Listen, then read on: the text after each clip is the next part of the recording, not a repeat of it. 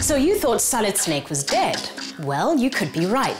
Hideo Kojima, the series director, has redirected his video game chops into a spin-off of the series called Metal Gear Rising: Revengeance.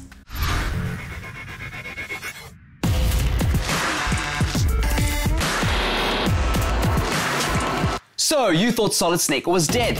Well, you could be right. Hideo Kojima, the series director, has redirected his video game chops into a spin-off of the series called Metal Gear Rising: Revengeance. Forget what you know about the Metal Gear series. Snake seems to have blipped off the radar or is possibly dead as a result of the events at the end of MGS4. There's no more sneaking around, no more stealthy action, just pure, unadulterated, turbocharged katana slinging. You play as Raiden, one of Solid Snake's allies. The plot is ridiculous and complicated. I don't get it half the time, and since when did any Metal Gear plot ever make any sense to me? So don't stress yourself if you've never played or understood the story before. Despite this being a spin-off in the same universe, it's honestly not that important. One of the highlights is definitely the Zandatsu gameplay mechanic. Zandatsu means cut and take, and sees you slicing up your enemies and ripping out their spines to restore your health. If that sounds a tad too violent for you, not to worry. All the enemies are technically cyborgs, so the violence is technically sort of justified.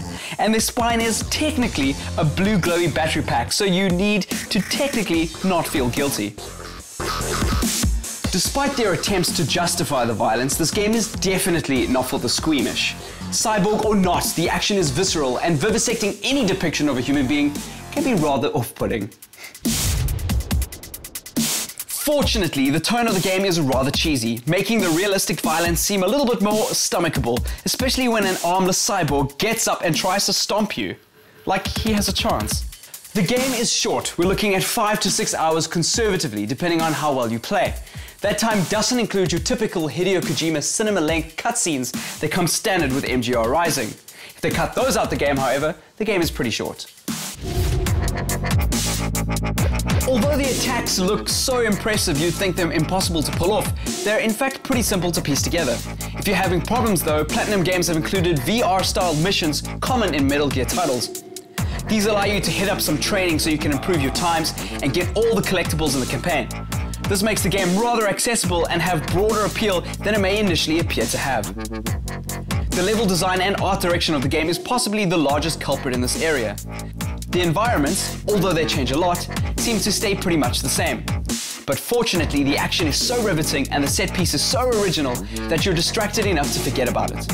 And because the game is short, it's easy to overlook. Metal Gear Rising: Revengeance is fun, despite getting this year's award for worst grammar in a title. It's easy to get into, a welcome change up in the Metal Gear series, and a powerful direction for a future sequel.